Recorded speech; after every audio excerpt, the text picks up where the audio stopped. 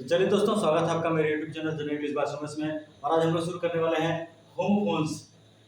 Homophones ऐसे word होते हैं जो देखने में तो आपको लगेंगे सेम जैसे, ठीक है, देखने में सेम लगेंगे और उसका उच्चारण यानी कि प्रोनाउंसिएशन भी लगभग सेम होता है, लेकिन उसके स्पेलिंग में थोड़ा सा डिफरेंस होता है। एक लेटर का या दो लेटर का ये डिफरेंस हो सकता है। तो चलिए स्टार्ट करते हैं और समझते हैं कुछ इंपॉर्टेंट होमोफोन्स को। आज ऐसे बहुत सारे होमोफोन्स हैं जिसको अगले सीरीज में धीरे धीरे क्लियर करते जाएंगे, जो एग्जामिनेशन पॉइंट ऑफ व्यू से बहुत ही इंपॉर्टेंट है। तो माफी चाहता हूँ कि करीब 1.5 महीने के बाद वीडियो बना पा रहा हूँ, और तो आज से कि आगे से कोशिश करूंगा कि वीडियो रेगुलर इंटरवल पे दिया जाए। ठीक है, तो चलिए स्टार्ट करते हैं। होमोफोन्स, ब्राइडल और ब्राइडल। तो होमोफोन्स ऐसे शब्द होते हैं यानी कि उस प्रकार के वर्ड होते हैं जो दिखने में या प्रोनाउंसिएशन में सेम होते हैं, पर उनका स्पेलिंग में डिफरेंस होता है और मीनिंग में भी डिफरेंस होता है। ठीक है, तो चलिए ब्राइडल और ब्राइडल। ठीक है, एक ब्राइडल इसमें है BRIDAL और दूसरा है BRIDLE। तो पहला वाला जो है ये संबंध है, इसका संबंध है शादी से। ठीक है, यानी विवाह से संबंधित है। ठीक है, ब्राइडल जो होता है ये विवाह से संबंधित है या शादी का, इस तरह से कर सकते हैं। ये ब्राइडल ये लगाम से संबंधित है, यानी कि जैसे घोड़े का लगाम, उसको कहते हैं ब्राइडल। तो ये हो जाता है लगाम। ठीक है, अब एग्जांपल से इसको समझने की कोशिश करेंगे। एग्जांपल से ज्यादा बेटर तरीके से समझ में आएगा। I went to a bridal ceremony yesterday. अब इसमें ये वाला ब्राइडल होगा कि ये वाला ब्राइडल होगा? ठीक है, तो जाहिर सी बात है कि BRIDAL जो होता है शादी वाला होता है, शादी का होता है। तो हम लोग शादी के सेरेमनी में गए हैं, ना कि लगाम वाला ब्राइडल लगेगा इसमें। ठीक है, ये हो गया। इसको देखते हैं, can you control a horse without A bridal. तो इसमें घोड़े के लगाम के बारे में बात हो रहा है, इसीलिए ये वाला ब्राइडल का यूज करेंगे, ये गलत हो जाएगा। ठीक है, BRIDLE घोड़े का लगाम। सेकंड वर्ड है कैनवास और कनवास। अब सेकंड वर्ड है कैनवास और कनवास, दोनों ही कनवास प्रोनाउंसिएशन होगा। इसका मतलब होता है रफ क्लॉथ, यानी मोटा कपड़ा। क्या होता है? मोटा कपड़ा। ठीक है, मोटा कपड़ा कह सकते हैं इसको। और ये जो होता है कैनवास, CANVASS, इसका मतलब होता है प्रचार करना, यानी कि इलेक्शन को प्रोपेगेट करना, यानी कि ये एक तरह से प्रोपेगेशन ऑफ कह सकते हैं कि चुनाव प्रचार, उसको इस तरह समझिए, चुनाव प्रचार।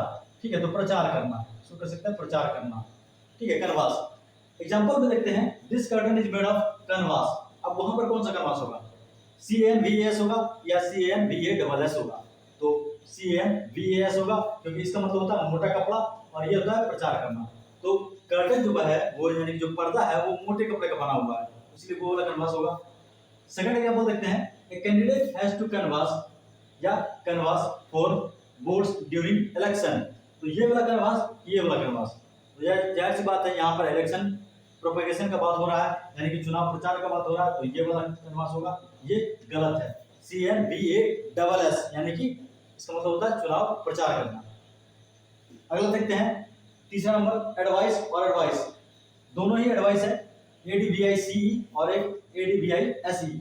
मेन डिफरेंस दोनों में एक ही है और वो है नाउन और वर्ब का। ये है नाउन, ठीक है, और ये है वर्ब। इसका मतलब होता है सलाह, इसका मतलब क्या होता है? सलाह। और इसका मतलब होता है सलाह देना। ठीक है, इसका मतलब है सलाह देना और इसका मतलब है सलाह, मात्र सलाह। ठीक है, तो ये नाउन के रूप में प्रयोग होगा और ये वर्ब के रूप में प्रयोग होगा, यानी कि इसका हम फॉर्मेट, इसका वर्ब फॉर्म चेंज कर सकते हैं, ये यही रहेगा, नाउन ही रहेगा। तो एग्जांपल देखते हैं, he gave me a piece of advice. उसने मुझे एक सलाह दी, उसने मुझे सलाह दी। तो he gave me a piece of advice, यहाँ पर नाउन की तरह प्रयोग हो रहा है, तो ये सही होगा, वर्ब की तरह नहीं होगा। ठीक है, तो he gave me a piece of advice, उसने मुझे एक सलाह दिया।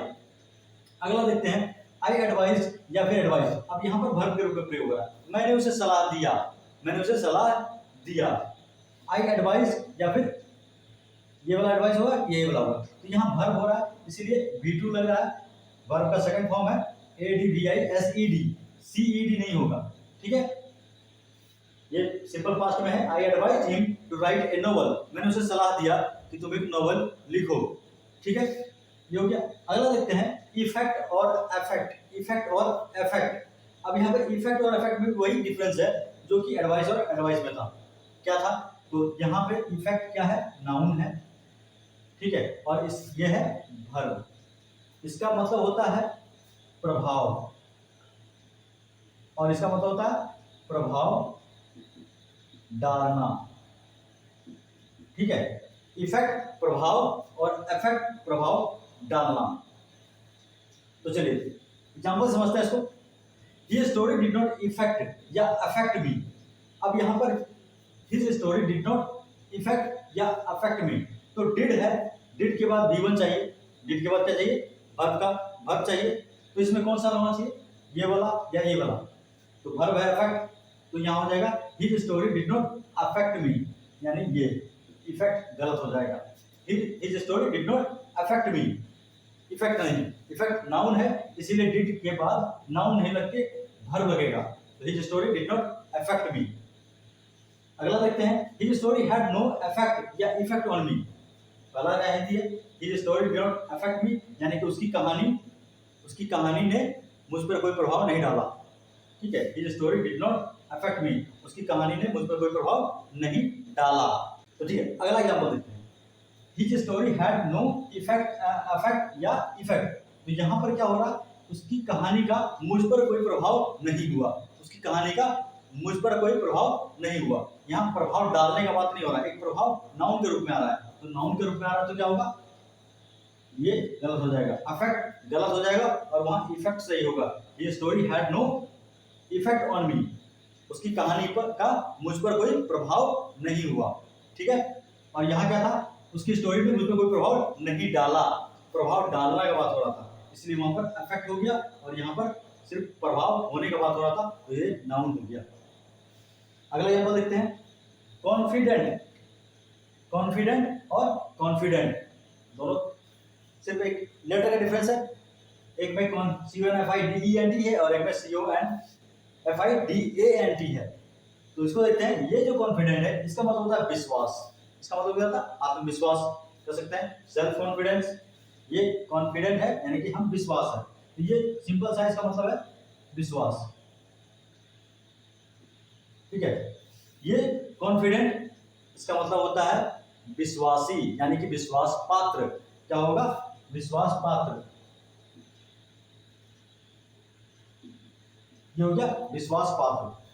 ठीक है, कॉन्फिडेंट विश्वास पात्र। अब एग्जांपल समझते हैं, ये कॉन्फिडेंट विश्वास और ये कॉन्फिडेंट विश्वास पात्र। ठीक है, तो एग्जांपल समझते हैं कैसे इसको क्लियर हो जाएगा एग्जांपल से। आई एम कॉन्फिडेंट या कॉन्फिडेंट ऑफ माई सक्सेस। ठीक है, मैं कॉन्फिडेंट हूँ, यानी कि मुझे कॉन्फिडेंस है, मुझे विश्वास है किस चीज का, अपनी सक्सेस का, मुझे अपनी सफलता का विश्वास है। तो यहाँ पर ये कॉन्फिडेंस होगा, ये कॉन्फिडेंट, और ये गलत हो जाएगा। ठीक है, आई एम कॉन्फिडेंट, ये कॉन्फिडेंट नहीं, आई एम कॉन्फिडेंट DENT नहीं, ऑफ माई सक्सेस, यानी कि मुझे अपने सफलता पर विश्वास है। तो इस अर्थ में जब विश्वास का बात हो रहा है तो यहाँ पर कॉन्फिडेंट होगा, कॉन्फिडेंट नहीं होगा, DENT नहीं लगेगा।